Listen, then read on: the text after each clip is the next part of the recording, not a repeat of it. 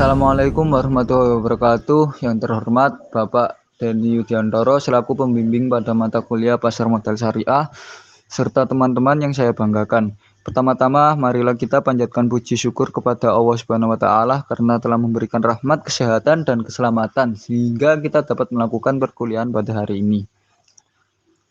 Adapun topik yang akan kelompok kami bahas yaitu analisis pelanggaran syariah di pasar modal konvensional. Sebelumnya saya akan memperkenalkan diri.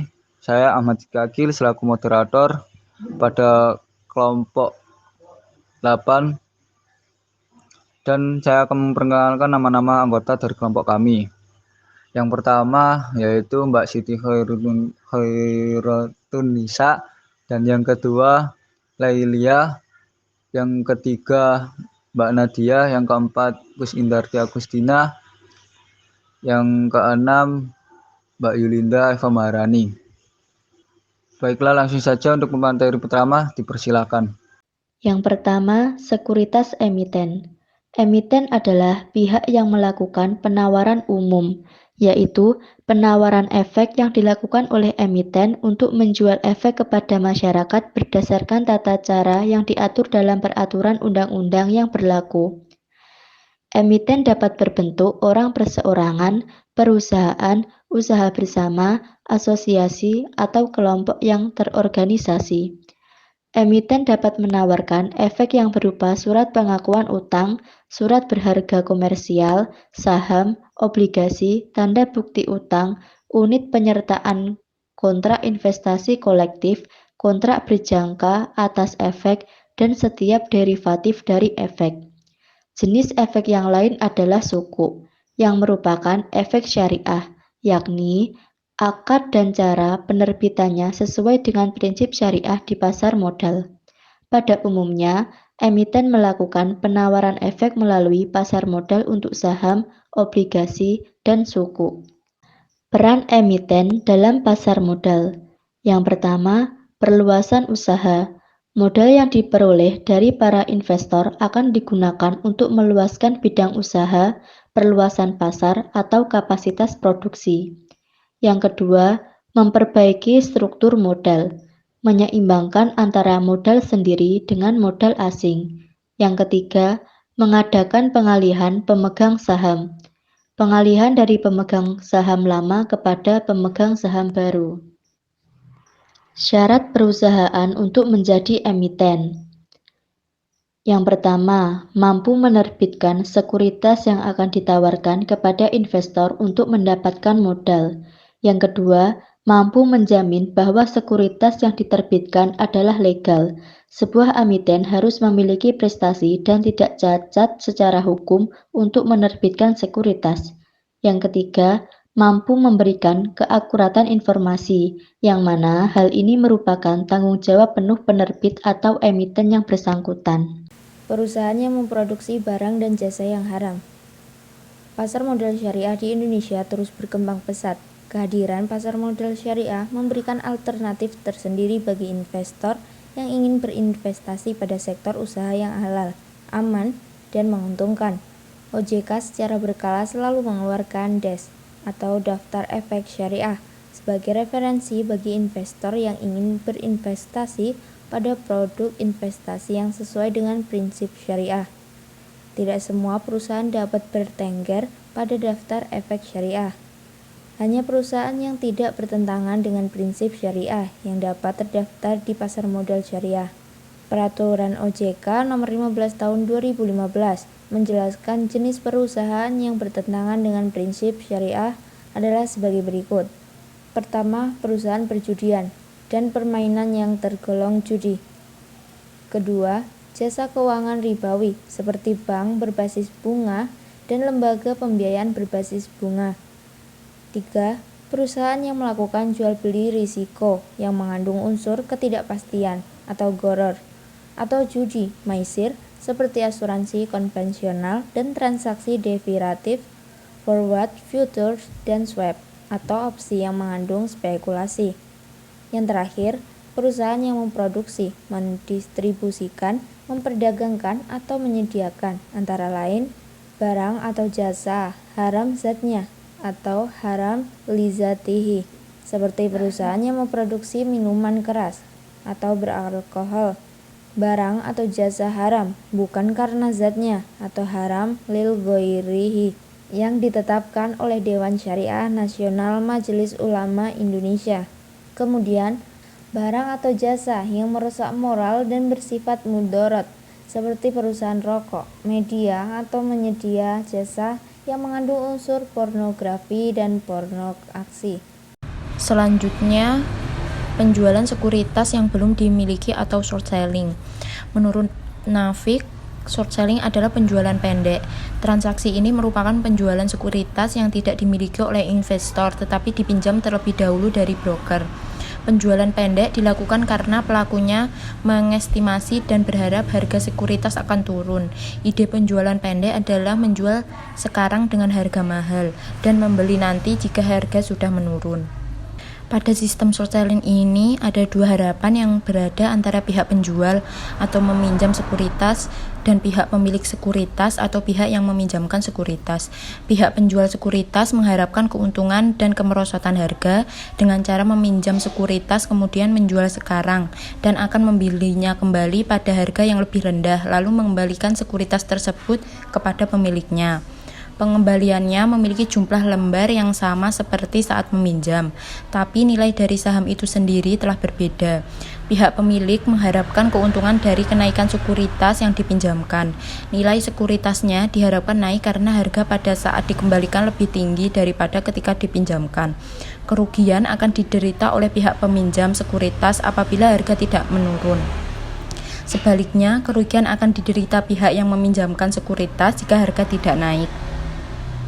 Transaksi semacam itu masih banyak terjadi dalam pasar modal konvensional, padahal transaksi ini dilarang oleh syariah dan tidak boleh diperdagangkan di dalam pasar modal syariah, seperti yang tertuang dalam Fatwa Dewan Syariah Nasional nomor 40/DSN MUI/10/2003 pasal 5 ayat 2. Butir B juga bermaksud untuk mencegah adanya spekulasi yang akan merusak harga dan mekanisme pasar. Manipulasi dan tadlis. Manipulasi adalah cara yang dilakukan seseorang manipulator untuk menyerang atau memengaruhi emosi dan mental orang lain, sehingga ia bisa mengendalikan orang lain dan dapat apa yang ia inginkan. Hal yang ingin didapatkan oleh manipulator bisa beragam, seperti kekuasaan, kendali, keuntungan, atau hak-hak istimewa yang dimiliki oleh korbannya. Ciri-ciri manipulasi. Yang pertama, berinteraksi di zona nyaman. Yang kedua, memanipulasi fakta. Yang ketiga, mudah dekat dengan orang lain. Yang keempat, mengajukan pertanyaan pancingan. Yang kelima, melakukan perundungan intelektual. Yang keenam, membuat lelucon yang menyinggung. Yang ketujuh, membuat Anda merasa bersalah. Tadlis. Tadlis atau penipuan adalah informasi yang tidak lengkap atau asymmetric information. Transaksi di mana salah satu pihak tidak mengetahui informasi yang diketahui pihak lain. Tadlis dapat terjadi dalam kuantitas, kualitas, harga, dan waktu penyerahan. Setiap transaksi dalam Islam harus didasarkan pada prinsip kerelaan antara kedua belah pihak atau sama-sama ridho. Mereka harus mempunyai informasi yang sama atau complete information, sehingga tidak ada pihak yang merasa dicurangi atau ditipu karena ada suatu yang unknown to one party atau keadaan di mana salah satu pihak tidak mengetahui informasi yang diketahui pihak lain. Ini disebut juga asymmetric information. Macam-macam tadlis. Yang pertama, tadlis dalam kuantitas. Tadlis atau penipuan dalam prakteknya penjual mengurangi kuantitas barang yang dibeli tanpa sepengetahuan si pembeli, di mana pembeli membayar untuk kuantitas yang banyak. Yang kedua, tadlis dalam kualitas.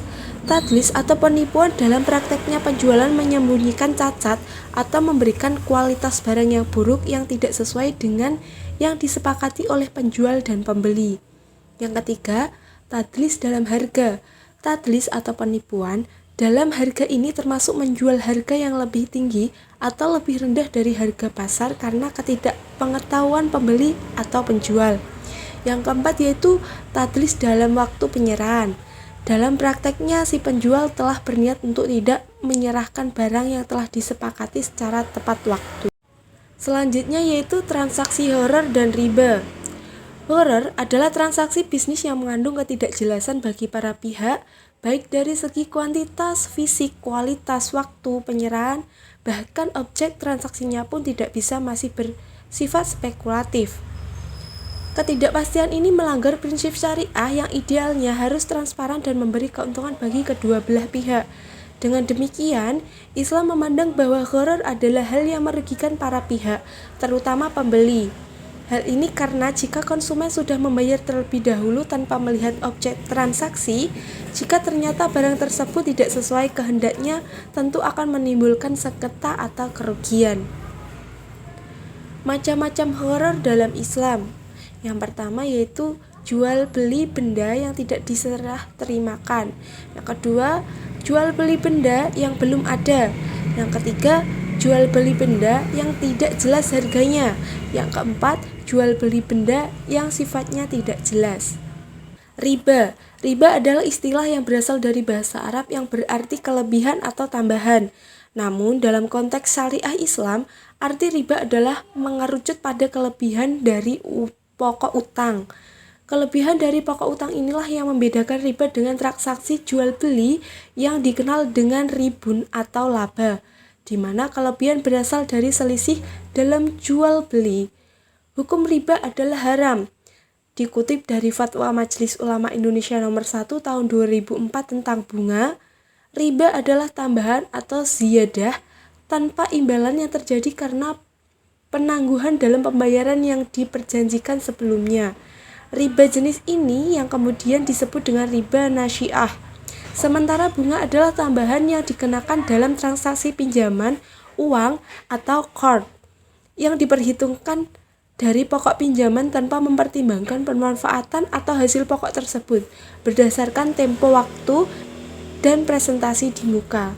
Riba dibagi menjadi beberapa bagian, yaitu yang pertama riba fard, kegiatan transaksi jual beli maupun pertukaran barang-barang yang menghasilkan riba namun dengan jumlah atau takaran berbeda. Yang kedua riba nasi'ah, kelebihan yang didapatkan dari proses transaksi jual beli dengan jangka waktu tertentu. Adapun transaksi tersebut menggunakan dua jenis barang yang sama namun terdapat waktu penangguhan dalam pembayaran. Yang ketiga riba jahiliyah, tambahan atau kelebihan jumlah pelunasan utang yang telah melebihi pokok pinjaman. Biasanya hal ini terjadi akibat pinjaman tidak dapat membayarnya dengan tepat waktu sesuai perjanjian. Selanjutnya yaitu ribayat, hasil transaksi jual beli juga penukaran barang yang menghasilkan riba maupun non-ribawi. Namun, waktu penerimaan serah terima kedua barang tersebut mengalami penundaan. Yang terakhir yaitu riba qard, tambahan nilai yang dihasilkan akibat dilakukannya pengembalian pokok utang dengan beberapa persyaratan dari pemberi utang. Untuk materi yang keenam yaitu rekayasa permintaan dan penawaran bai najasi. Dalam ekonomi Islam berpandangan bahwa antara pasar, negara, dan individu memiliki rasa timbal balik atau sangat berkesinambungan dan memiliki nilai seimbang. Dalam konsep ekonomi Islam sendiri, penentuan harga dilakukan oleh kekuatan-kekuatan seperti permintaan dan penawaran. Dengan adanya konsep permintaan dan penawaran ini harus dilakukan secara sama-sama, rela dalam artian kedepannya tidak ada rasa keterpaksaan, merasa tertipu dan kesalahpahaman saat melakukan transaksi.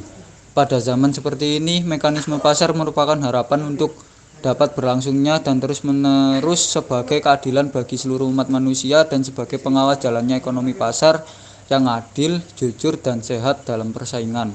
Bai najasi. Najasi adalah sebuah praktek praktek dagang di mana seorang pura-pura menawar barang yang didagangkan dengan maksud hanya untuk menaikkan harga agar orang lain bersedia membeli dengan harga itu. Dalam hadis menyebutkan, janganlah kamu sekalian melakukan penawaran barang tanpa maksud untuk membeli. Hadis riwayat Tirmizi. Kegiatan bai najasi dalam praktiknya di pasar sekunder dalam bentuk cornering dalam artian kegiatan dalam kelompok atau investor yang menciptakan harga saham yang tidak real atau semu. Kegiatan ini dilakukan karena untuk mengangkat harga saham dengan tujuan investor tersebut akan melepaskan saham tersebut tidak hanya itu. Jika saham tersebut mengalami penurunan, maka akan mengambil keuntungan yang besar. Poin yang ketujuh yaitu perdagangan orang dalam atau insider trading, margin trading atau al-bai' al-juz. Insider trading dinilai sebagai salah satu kejahatan di dalam pasar modal. Insider trading adalah perdagangan yang dilakukan oleh orang dalam. Yang dimaksud dengan orang dalam menurut pasal 96 Undang-Undang Nomor 8 Tahun 1995 tentang pasar modal adalah yang pertama, yaitu orang yang mempengaruhi pihak lain untuk melakukan pembelian atau menjelang efek yang dimaksud. Yang kedua, yaitu orang yang memberikan informasi kepada pihak manapun yang patut diduga dapat menggunakan informasi yang dimaksud untuk melakukan pembelian atau penjualan efek. Insider trading sangat merugikan di pasar modal karena adanya informasi yang hanya diketahui oleh sebagian investor saja. Insider trading dapat menimbulkan kecurangan dalam transaksi perdagangan saham perusahaan antar investor di pasar sekunder. Pihak yang memiliki informasi akan mendapatkan keuntungan karena dapat melakukan transaksi jual atau beli saham sebelum informasi dan fundamental perusahaan secara resmi dirilis. Setidaknya ada dua efek buruk yang dihasilkan oleh praktek insider trading kepada daya saing pasar, yaitu menghalangi investor lainnya dari memperoleh informasi dan perdagangan dan tidak tersebarnya informasi secara merata kepada seluruh investor karena hanya dimiliki oleh beberapa investor yang melakukan aktivitas insider trading saja. Praktek insider trading dapat meningkatkan level ketidakpastian dalam sebuah perdagangan saham. Ketika praktek insider trading diperbolehkan, maka akan berdampak pada 5 hal berikut. Yang pertama, harga saham yang merefleksikan informasi yang lebih baik akan naik. 2. Total investasi yang diharapkan akan meningkat. 3. Likuiditas pasar akan menurun. 4. Pemilik perusahaan atau proyek investasi akan mendapatkan keuntungan. 5. Investor luar perusahaan dan investor yang berharapkan likuiditas pasar akan merasa dirugikan.